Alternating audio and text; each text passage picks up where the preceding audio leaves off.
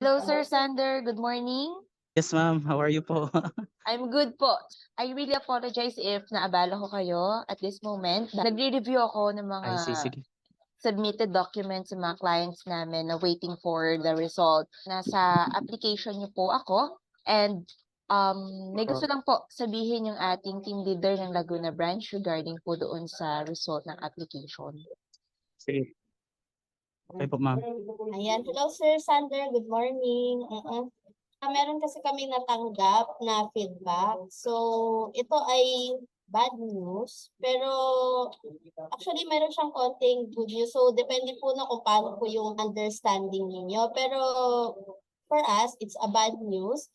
Kasi po, sir, hindi na po kayo dito magpapasko. Okay. Kasi approve na po yung inyong visa, Sir Sander. Wow, thank you, ma'am. So Congrats happy. po. Wow, thank you so much. Medyo kinabahan ako din.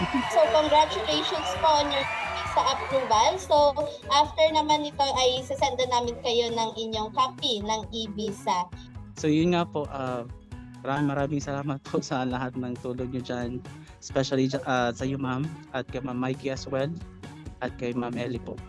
Everything is smooth po talaga, walang problema. Very dedicated. Nag-respond naman po. Very grateful po sa inyong lahat dyan. Thank you din po. Thank you very much, sir, for trusting Ideal Visas. Thank you. Sinamahan nyo kami. Nakipag-cooperate kayo sa amin up until the end. Nakuha na natin yung visa approval nyo.